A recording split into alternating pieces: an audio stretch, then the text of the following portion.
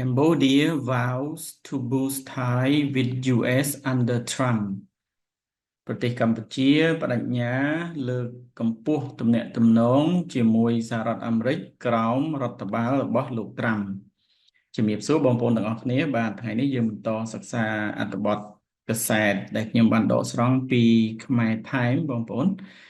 នអាចចូលទៅសិក្សាបន្ថែមបាទតកតងនឹងនយោបាយក៏មានតកតងសេដ្ឋកិច្ចក៏មានបាទឬនយោបាយសេដ្ឋកិច្ចព័ត៌មានទាំងក្នុងនិងក្រៅប្រទេសបាទឥឡូវយើងមកមើលអត្ថបទទាំងអស់គ្នាបាទមុននឹងប្រែសូមបងប្អូនជួយ subscribe ផងចំពោះបងប្អូនណាដែលមិនទាន់បានជួយ subscribe បាទសូមអរគុណច្រើនឥឡូវយើងមកមើលពាក្យថ្មីបងប្អូនមើលមក paragraph តើមានពាក្យណាដែលគួរទាក់ទាញគួរចាប់អារម្មណ៍បងប្អូនអាចឆែកថែមហើយខ្ញុំបានដាក់តែប៉ុណ្ណេះទេបាទ reaffirm អះអាងសារជាថ្មី affirm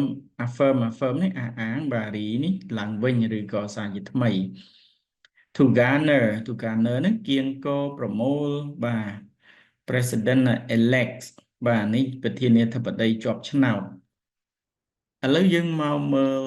នេះ Senate President គឺប្រធានព្រឹទ្ធសភាបាទសម្ដេចហ៊ុនសែនបានអះអាងសារជាថ្មីនៅសេចក្តីសង្ឃឹមបាទហូបហើយនឹងការបដិញ្ញាចិត្តរបស់កម្ពុជាក្នុងការលើកកម្ពស់បាទ enhancing បន្ទាប់ពី preposition គេយកសព្ទត្រូវតែថែម ing បងប្អូនអញ្ចឹងហើយបានគេដាក់ enhancing ក្នុងការលើកកម្ពស់ទំនាក់ទំនងនិងកិច្ចសហប្រតិបត្តិការទ្វេភាគីបាទ bilateral ties and cooperation ជាមួយសហរដ្ឋអាមេរិកជាមួយនឹងអាណត្តិថ្មីនៃរបស់ប្រធានាធិបតីជាប់ឆ្នោតអាដាមដូណាល់ត្រាំបាទហើយយើងតទៀតយើងមើល express the commitment នេះសម្ដែងនៅការបដិញ្ញាចិត្តគណៈពេលដែរ as គណៈពេលដែលសម្ដេចបាទ he នេះគឺសំដៅដល់ Mr. ហ៊ុនសែនហ្នឹងឯងសម្ដេចបានផ្ញើសារអបអរសាទរ he extended his congratulations កាលពីថ្ងៃពុធជូនចំពោះអាដាម Donald Trump on his return to presidency នៅពេលដែលរូបលោកវិលត្រឡប់មកកាន់តំណែងប្រធានាធិបតីបន្ទាប់ពីជោគជ័យក្នុងការបោះឆ្នោតemphasizing the trust he has garnered from American people ជាការបញ្ជាក់បាទ emphasize បញ្ជាក់ពីទំនុកទុកចិត្តដែលឯកឧត្តមបានទទួលបានពីប្រជាជនអាមេរិកបាទចឹង garner ទទួលបានប្រមូលបានគៀងគរអូខេយើងមើលតបងប្អូន President elect យើងជួបហ្នឹងគឺប្រធានាធិបតីជាប់ឆ្នោតមកពីគណៈបកបាទគណៈបកនៅអាមេរិកធំពីរគឺ Republican ហើយនិង Democratic បាទ Republican ហ្នឹងគឺសាធារណរដ្ឋបាទអញ្ចឹងយើងប្រែប្រធានាធិបតីជាប់ឆ្នោតមកពីគណៈបកសាធារណរដ្ឋលោក Donald Trump បានសម្រេចបានបាទ has achieved សម្រេចបាននៅការវិលត្រឡប់មកវិញដ៏អស្ចារ្យបាទ remarkable ដោយបានឈ្នះបាទ by winning ដោយបានឈ្នះឆ្នោតជាប្រធានាធិបតីសហរដ្ឋអាមេរិកកាលពីថ្ងៃអង្គារលើបាទ over លើអនុប្រធានាធិបតីដែលមកពីគណៈបកប្រជាធិបតេយ្យបាទ Democratic Vice President Kamala Harris បាទឈ្មោះ Kamala Harris បងប្អូនឃើញនេះយើងប្រែពីក្រោយមកវិញបាទសម្ដេចហ៊ុនសែនបានសរសេរថានេះគឺយើងដកស្រង់ពីបណ្ដាញសង្គមបាទ I would like to convey my warmest congratulations and best wishes ហើយនេះយើងប្រែខ្ញុំសូមសម្ដែងនៅការអបអរសាទរយ៉ាងកក់ក្ដៅនិងសូមជូនពរសព្វសាធុការចំពោះឯកឧត្តមនៅក្នុងថ្ងៃដែលអាដាមបានជាប់ឆ្នោតឡើងវិញ ជាប្រធានាធិបតីលើកទី47របស់សហរដ្ឋអាមេរិកបាទឬក៏ប្រធានាធិបតីសហរដ្ឋអាមេរិកលើកទី47ឥឡូវយើងតទៀតបងប្អូនemphasize បាទបងប្អូនជួបច្រើនដងណាបាទនឹងគូសបញ្ជាក់អះអាងអចឹងសម្ដេចបានបញ្ជាក់ពីការបន្តបដិញ្ញាចិត្តក្នុងការធ្វើសហប្រតិបត្តិការបាទ collaborate សហការដោយគូសបញ្ជាក់ថាក្រោមការដឹកនាំរបស់លោកត្រាំអាយឧត្តមនឹងមិនគ្រាន់តែដឹកនាំបាទនេះគឺ he នេះគឺត្រាំនឹងឯងអាយឧត្តមនឹងមិនគ្រាន់តែដឹកនាំសហរដ្ឋអាមេរិកឆ្ពោះទៅអនាគតដ៏ភ្លឺស្វាងបន្ថែមប៉ុណ្ណោះទេប៉ុន្តែថែមទាំងរួមចំណែកបន្ថែមទៀតទៅសន្តិភាព peace ស្ថិរភាពហើយនឹងវិបលភាពក្នុងពិភពលោកបាទ global as president of the Senate of Cambodia បាទនេះយើងមើលពីក្រោយមកវិញបាទ Mr. Hun Sen added សម្ដេចហ៊ុនសែនបានបន្ថែមថាក្នុងនាមជាប្រធានព្រឹទ្ធសភាកម្ពុជាបាទ as យើងប្រែក្នុងនាមបាទខ្ញុំសូមបដិញ្ញាបាទ I remain committed សូមបដិញ្ញាធ្វើការយ៉ាងជិតស្និទ្ធជាមួយនឹងអាដាមរដ្ឋបាលរបស់អាដាមហើយនឹងសភាសហរដ្ឋអាមេរិកជាពិសេសព្រឹទ្ធសភាដើម្បីលើកកម្ពស់បន្ថែមទៀតបាទ to further enhance ដើម្បីលើកកម្ពស់បន្ថែមទៀតនៅទំនាក់ទំនងនិងកិច្ចសហប្រតិបត្តិការយូរអង្វែងបាទ long standing ទាំងទ្វេភាគី both bilaterally and multilaterally ទាំងទ្វេភាគីហើយនិងពហុភាគី for the mutual benefits សម្រាប់ផលប្រយោជន៍ទៅវិញទៅមកនៃប្រទេសនិងប្រជាជនទាំងពីរបាទ Prime Minister Hun Manet also sent a congratulatory message to Trump saying បាទនឹងយើងប្រែនេះមកបាទសម្ដេចធិបតីហ៊ុនម៉ាណែតនាយករដ្ឋមន្ត្រីក៏បានផ្ញើសារអបអរសាទរជូនចំពោះលោក Donald Trump បាទលោក Trump ឬក៏ Adam Trump ដោយនិយាយថា This great victory is a true testament to the trust and confidence that the American people have in your leadership ជ័យជំនះដ៏ធំធេងនេះគឺជាសក្ខីភាពបាទដ៏ពិតប្រាកដមួយបាទ testament សក្ខីភាពដ៏ពិតប្រាកដមួយចំពោះទំនុកទុកចិត្តនិងការជឿជាក់ដែលប្រជាជនអាមេរិកមានចំពោះការដឹកនាំរបស់អាដាមបាទ in your leadership អូខេបងប្អូនឥឡូវយើងបន្តទៀតហើយបញ្ជាក់បន្ថែមបងប្អូនដែលមិនទាន់បាន subscribe បាទសូមជួយ subscribe ផងបាទ On behalf of the royal government and people of Cambodia បាទយើងប្រែនេះ Mr. Hun Manet wrote សម្ដេចធិបតីហ៊ុនម៉ាណែតបានសរសេរថាម៉េច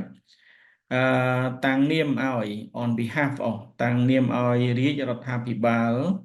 និងប្រជាជនកម្ពុជាខ្ញុំមានក្តីរំភើបឥតឧបមាបាទ great pleasure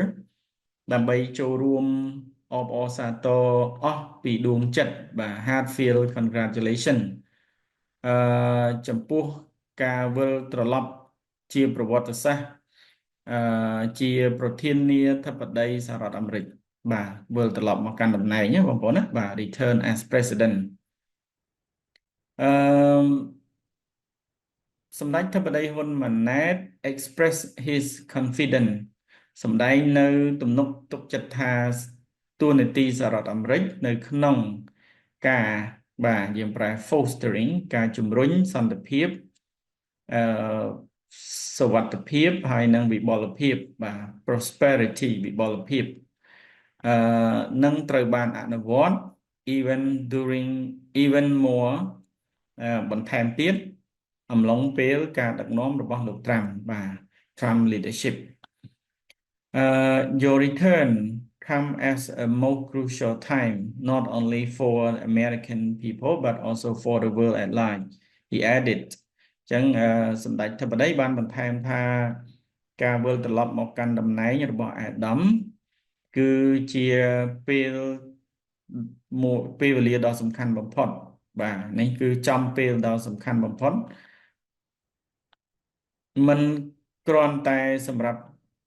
ប្រជាជនអាមេរិកប៉ុណ្ណោះទេប៉ុន្តែសម្រាប់ពិភពលោកទាំងមូលខ្ញុំមានជំនឿជឿជាក់ថាតួនាទីសហរដ្ឋអាមេរិកក្នុងការលើកដំកើងស្ថិរភាពសុវត្ថិភាពហើយនិងវិបុលភាពនឹងត្រូវបានពង្រឹងបន្ថែមទៀតតែធិបតីបានធ្វើការកត់សម្គាល់ថារាជរដ្ឋាភិបាលនិងប្រជាជនកម្ពុជា place significant value on the enduring friendship បានដាក់តម្លៃបាទដាក់នៅគុណតម្លៃដ៏សំខាន់ទៅលើមិត្តភាពយូរអង្វែងរវាងប្រទេសទាំងពីរ which will celebrate ដែលនឹងប្រារព្ធខួបលើកទី75របស់ខ្លួននៅឆ្នាំក្រោយ We are fully committed to working closely with your esteemed administration to elevate បាទ elevate នេះក៏លើកកម្ពស់ដែរអង់គ្លេសច្រើនបងប្អូនបាទលើកកម្ពស់យើងមើលមកក្រោយនេះបាទ Mr. Hun Manet added សម្ដេចធិបតីហ៊ុនម៉ាណែតបានបន្ថែមទៀតថាបាទថាម៉េចនេះយើងសូមបដិញ្ញាចិត្តយ៉ាងពេញលេញក្នុងការធ្វើការយ៉ាងជិតស្និទ្ធជាមួយនឹងរដ្ឋបាលរបស់អាដាមបាទ esteem administration ដើម្បីលើកកម្ពស់បាទ our existing good bilateral tie ទំនាក់ទំនងទ្វេភាគីដ៏ល្អដែលមានស្រាប់របស់យើងឲ្យឡើងខ្ពស់បាទឲ្យឡើងខ្ពស់ to greater heights ឲ្យឡើងខ្ពស់ to greater heights and will spare no effort to advance និងប្រឹងប្រែងឲ្យអស់ពីសមត្ថភាពដើម្បីជំរុញបាទ advance ដើម្បីជំរុញបងប្អូនមើលកន្លែងនេះpartnership បាទដៃគូយុទ្ធសាស្ត្រគ្រប់ជ្រុងជ្រោយអាស៊ានសហរដ្ឋអាមេរិកអំឡុងពេល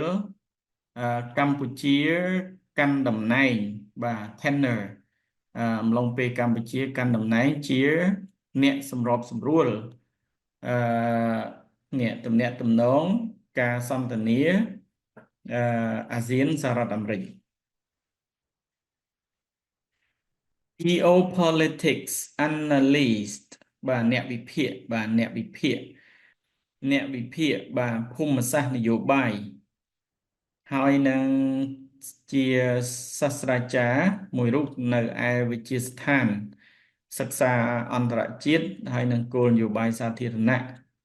លោកថុងមេងដាវីតបាទបាននិយាយថា said that ជ័យជំនះរបស់លោក Donald Trump ក្នុងការបោះឆ្នោតអាចបាទ shape US-Cambodia relation អាចប្រែប្រួលធ្វើឲ្យមានការផ្លាស់ប្ដូរនៅទំនាក់ទំនង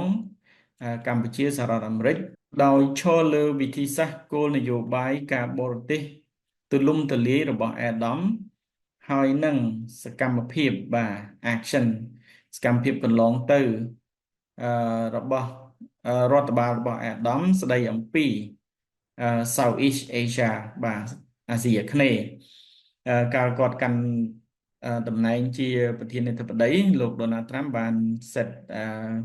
គោលនយោបាយរបស់គាត់ហ្នឹងគឺងាកមកតំបន់អាស៊ីអាគ្នេយ៍បាទ Okay for Cambodia Trump would likely focus on trade and economic relations with a high chance of resuming the generalized system of preferences for Cambodia further boosting the country export to the US he said បាទគាត់